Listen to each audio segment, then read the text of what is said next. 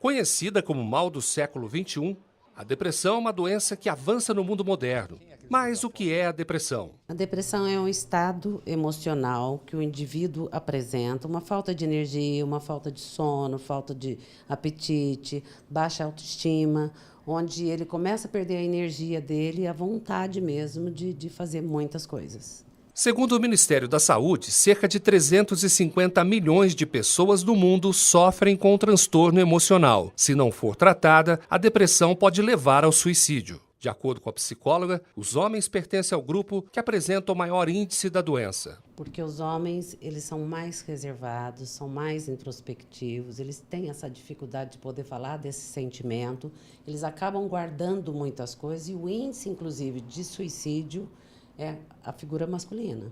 A depressão pode se manifestar em 3 estados: leve, moderada ou grave. Em alguns casos, ela aparece depois de um período prolongado de estresse. E foi durante um estado grave de depressão que este homem decidiu procurar ajuda. Mesmo sofrendo, escolheu superar o problema sem a ajuda de medicamentos. Você define a depressão?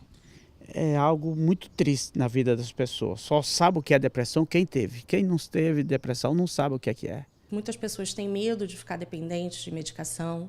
Não são todos os medicamentos que causam dependência química, propriamente dita. Alguns realmente causam, mas não são os que tratam exatamente a depressão. Boas-vindas. Bem-vindos a mais uma reunião de NA Neuróticos Anônimos. Há mais de 20 anos, o paciente frequenta as reuniões dos Neuróticos Anônimos, uma irmandade formada por homens e mulheres que compartilham as experiências relacionadas aos problemas emocionais. Manter o anonimato faz parte das regras para quem pretende fazer parte do grupo. A troca de experiências entre eles passa a ser o caminho para a reabilitação.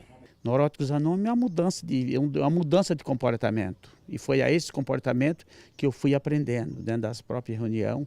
E hoje eu posso ficar triste, depressivo nunca. Essa mulher foi diagnosticada com depressão ainda jovem. Lutou contra a doença por muito tempo. Aos 40 anos, conheceu as reuniões dos Neuróticos Anônimos e conseguiu deixar os remédios. Mesmo com algumas recaídas leves de depressão, ela se sente bem melhor. Olha, o grupo de Neuróticos Anônimos, para mim, eu digo que eu tenho uma vida antes e depois de Neuróticos Anônimos.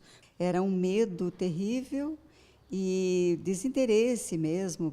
Parece que a vida foi perdendo a graça, perdendo o sentido. Segundo a médica, quando surgirem os primeiros sintomas de depressão, o paciente deve procurar primeiro a ajuda de um psiquiatra.